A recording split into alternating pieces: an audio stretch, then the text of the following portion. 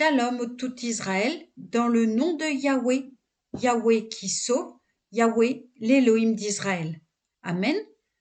Aujourd'hui, lecture du chapitre 33 dans Shemot pour la paracha Kitissa.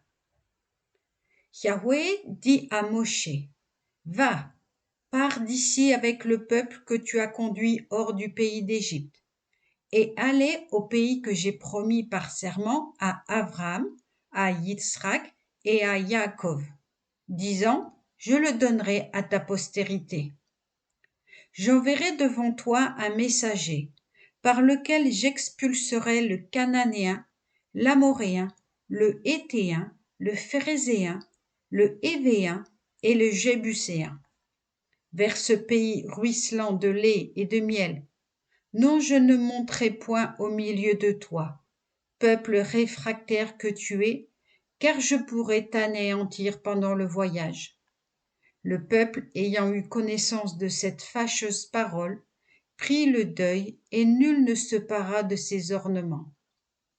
Yahweh dit à Moshe, dis au béné Israël, vous êtes un peuple réfractaire.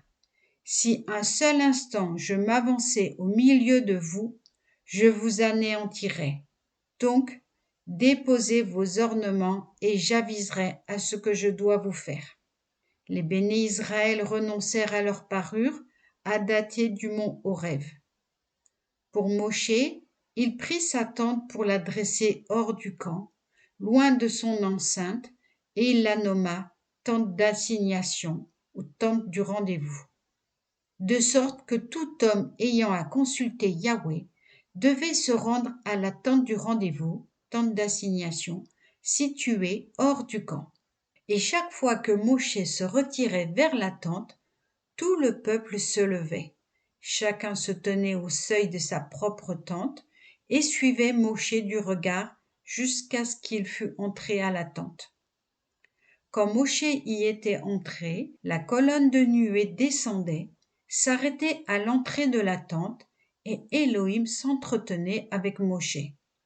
Et tout le peuple voyait la colonne nébuleuse arrêtée à l'entrée de la tente, et tout le peuple aussi se prosternait, chacun devant sa tente. Or Yahweh s'entretenait avec Moshe face à face, comme un homme s'entretient avec un autre. Puis Moshe retournait au camp, mais Yahushua, fils de Nun, son jeune serviteur, ne quittait pas l'intérieur de la tente. Moshe dit à Yahweh, considère que tu me dis, fais avancer ce peuple, sans me faire savoir qui tu veux m'adjoindre. D'ailleurs, tu avais dit, je t'ai distingué spécialement, et certes, tu as trouvé faveur à mes yeux. Eh bien, de grâce, si j'ai trouvé faveur à tes yeux, daigne me révéler tes voies, afin que je te connaisse et que je mérite encore ta bienveillance.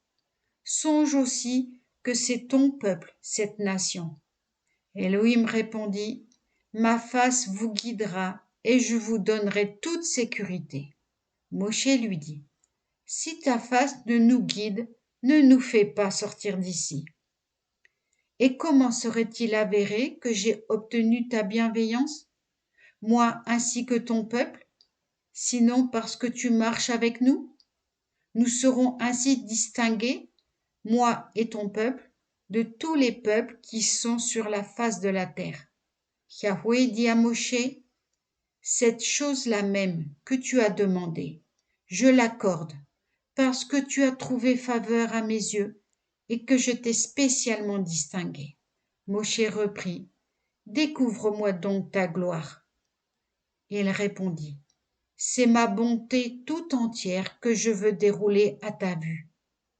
Et, toi présent, je nommerai de son vrai nom Yahweh. Alors je ferai grâce à qui je devrais faire grâce, et je serai miséricordieux pour qui je devrais l'être. Il ajouta, tu ne saurais voir ma face, car nul homme ne peut me voir et vivre.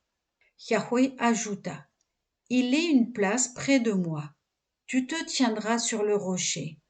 Puis, quand passera ma gloire, je te cacherai dans la cavité du rocher. et je t'abriterai de ma main jusqu'à ce que je sois passé. Alors je retirerai ma main et tu me verras par derrière. Mais ma face ne peut être vue. Amen. Alléluia.